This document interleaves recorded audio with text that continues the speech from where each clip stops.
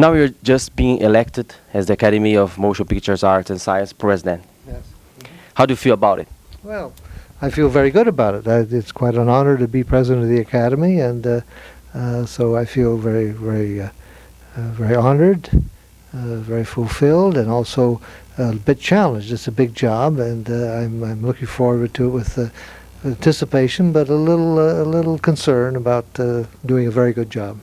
Well, I will try to extend and expand on what has been going on in recent years, and that is all the various programs that the Academy does in an educational and as well as, of course, the big award show that we put on in the spring. That's the biggest job, I think, and challenge for the president of the Academy, is to get the right producer on that film, a very creative person, to get a fine team to make that show. So that's going to be the biggest challenge of the year, I think, is to come out with the best show possible.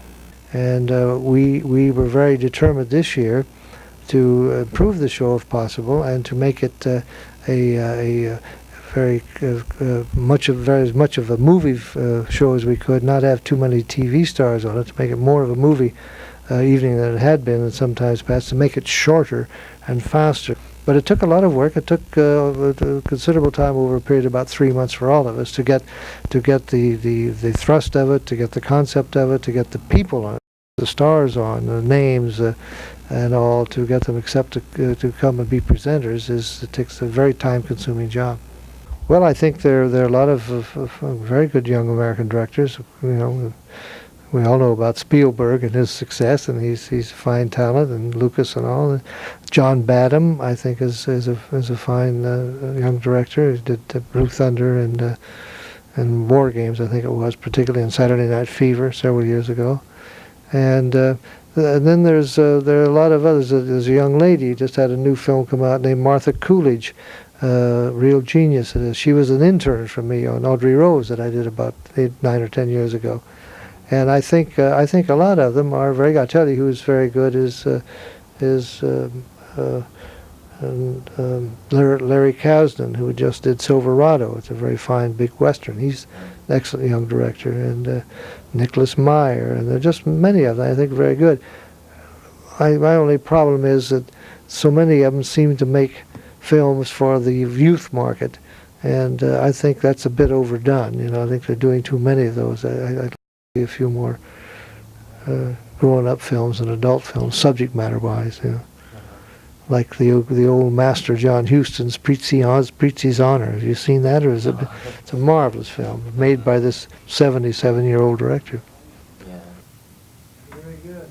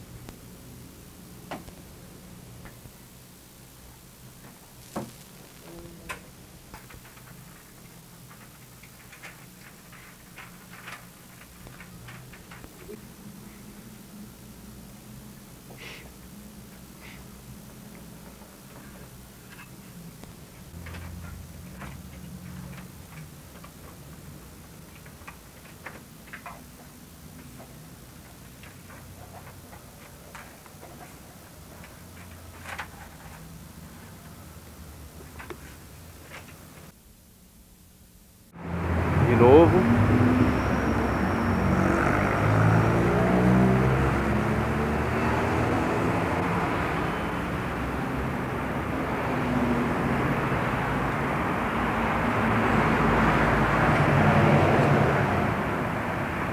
Is it possible for us to take a visit at the Academy? Sure.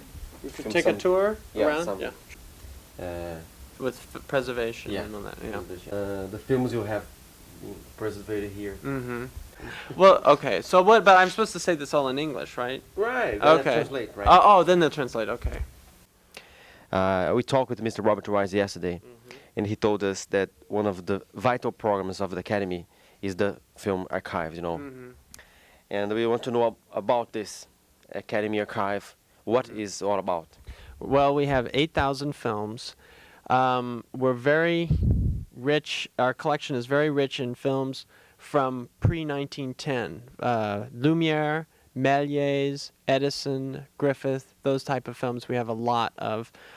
We have a lot of hand-colored films where they would color each frame of the film by hand because they didn't have color film stock at that point. So that's another area of films that we're into preservation right now. We have several collections of famous directors. For instance, we have Alfred Hitchcock's collection, John Huston, Louis Milestone, Fred Zinnemann.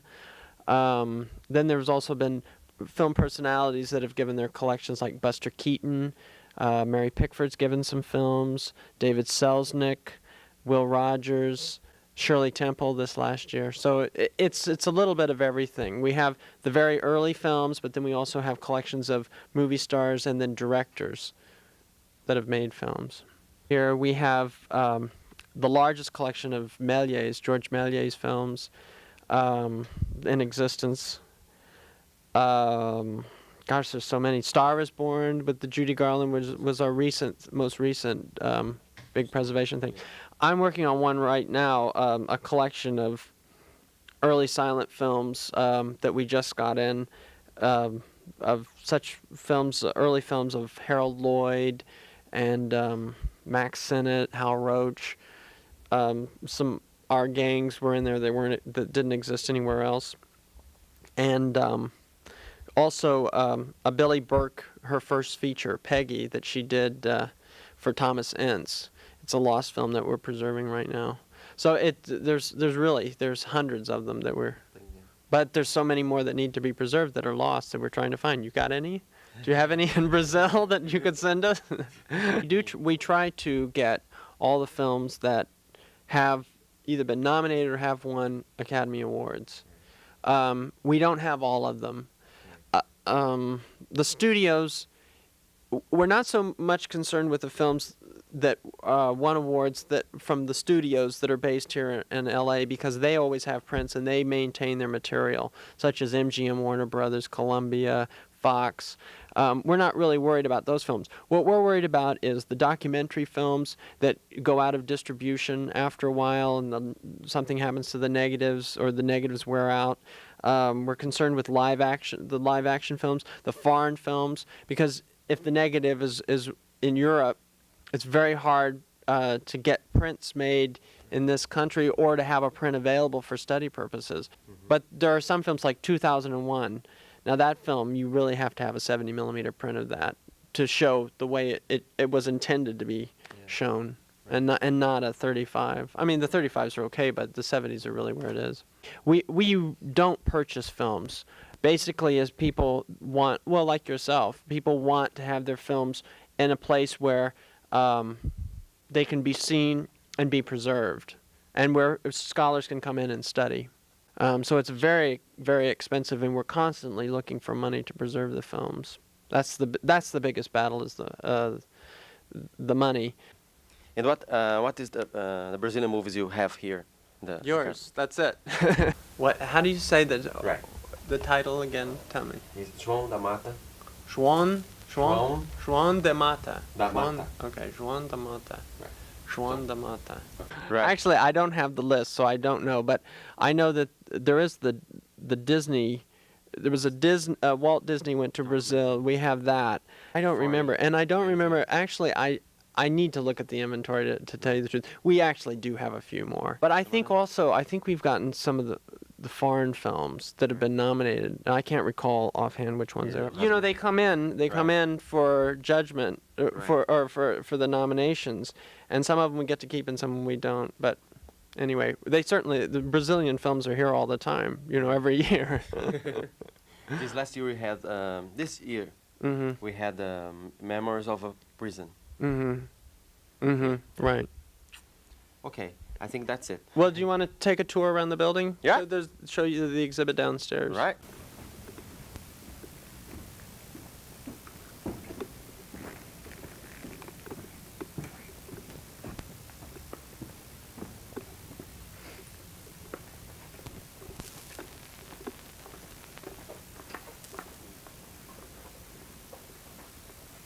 the cinematograph, the first practical motion picture camera, and was also a projector.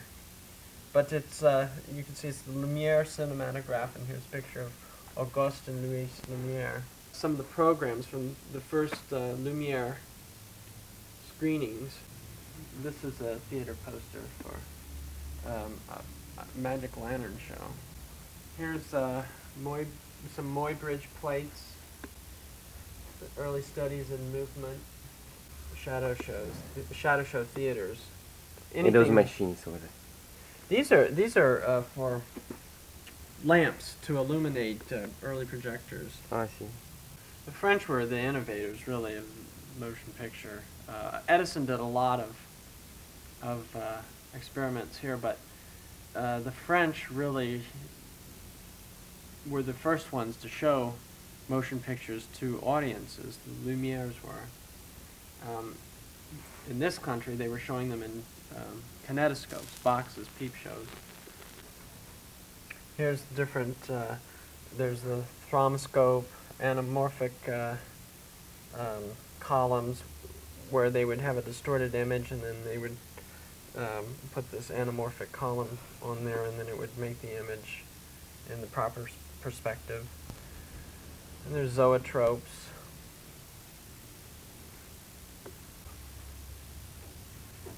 And the cards for the zoetropes, you see the different.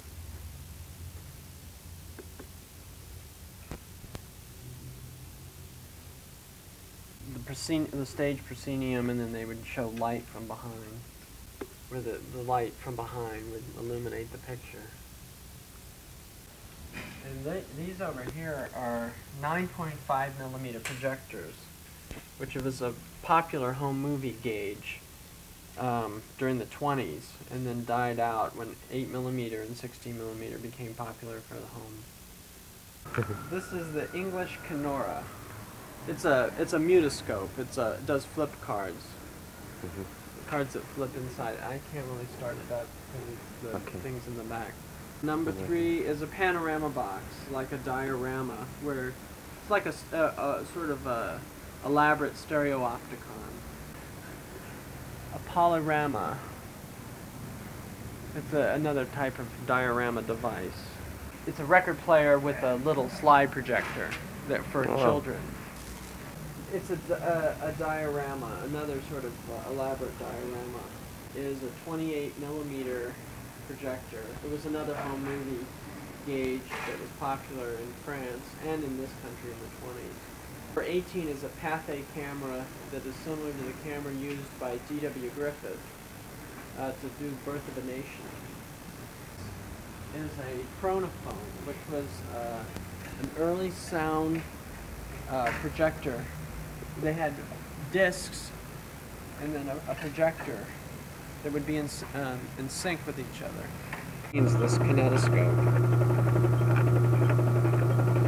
This is a hand-colored film, Annabella's Dance.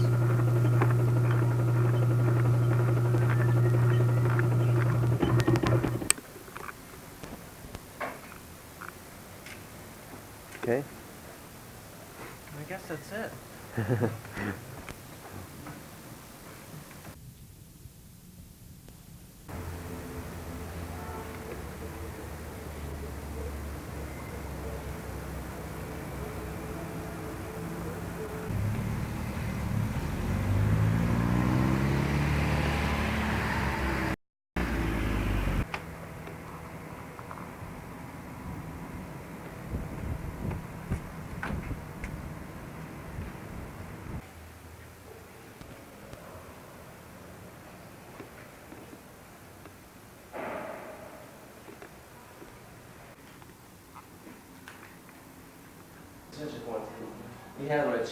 Okay, okay.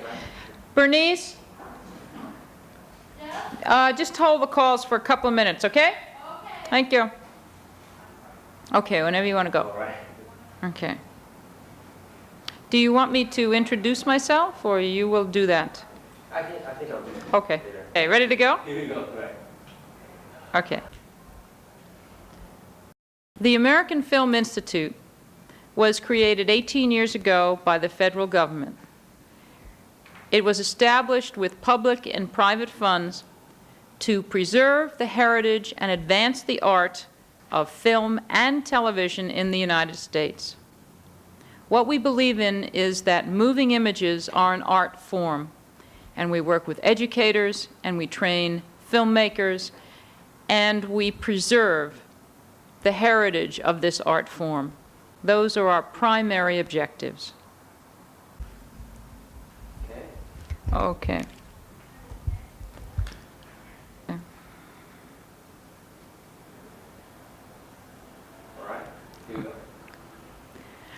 The newest programs at the Institute really revolve around television and video.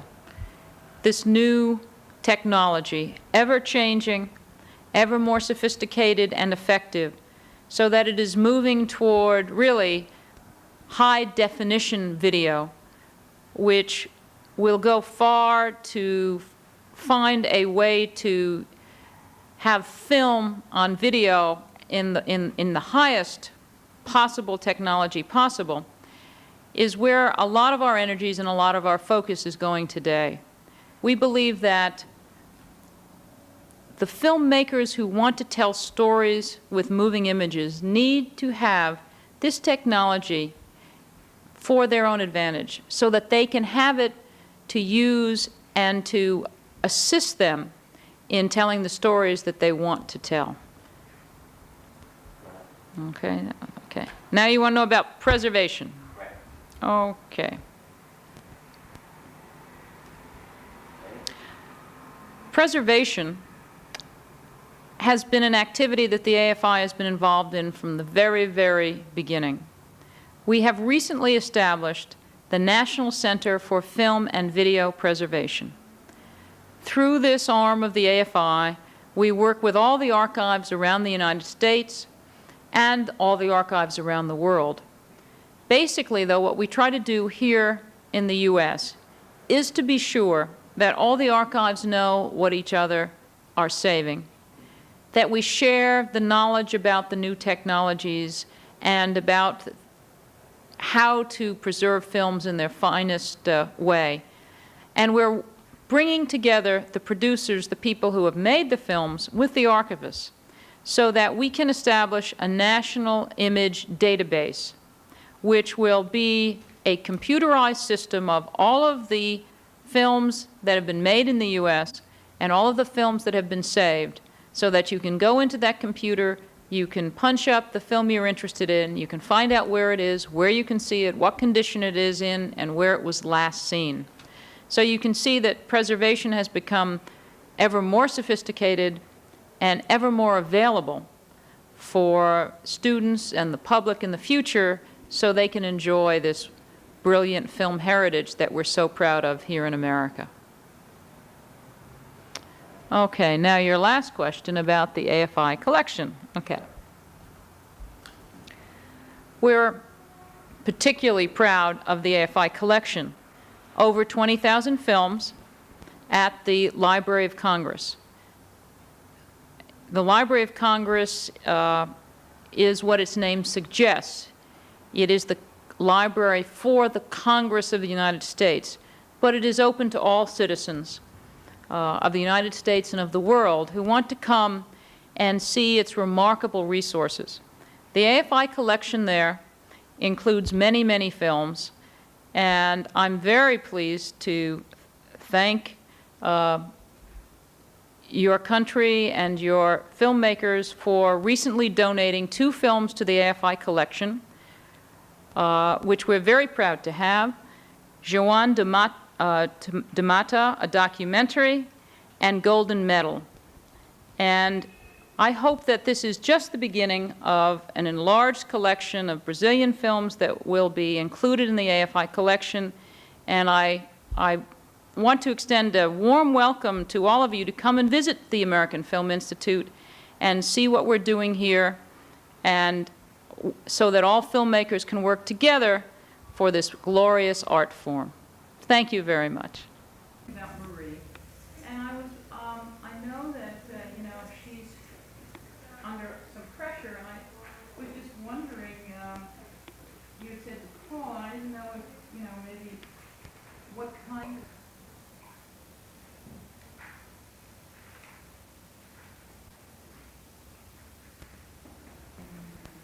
Okay, terrific, Norman. Take care. Thanks for calling. Bye-bye.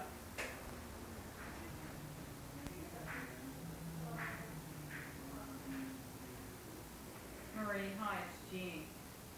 Hi, cutie, how are you? Good. I talked to,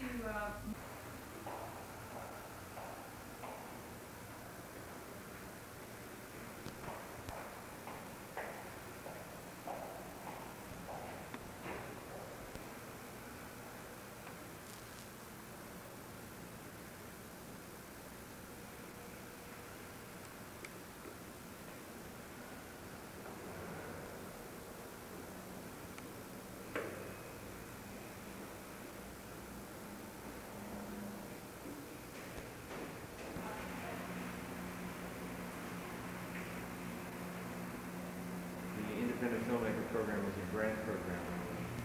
And the Los Angeles International Film Exposition has their film program.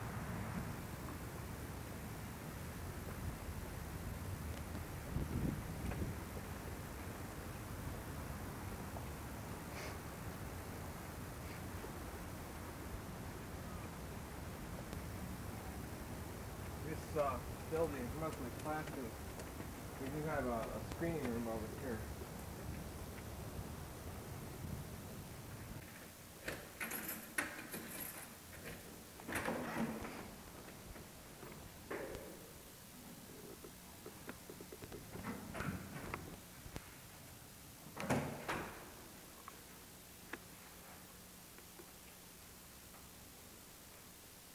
This way? Okay.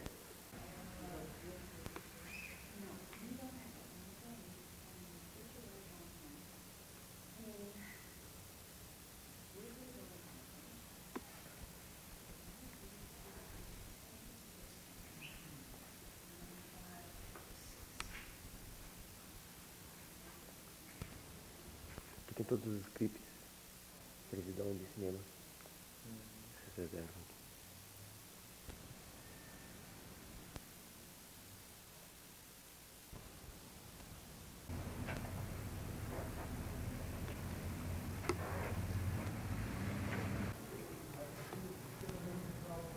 Yeah, it's a good book. Yes, very good.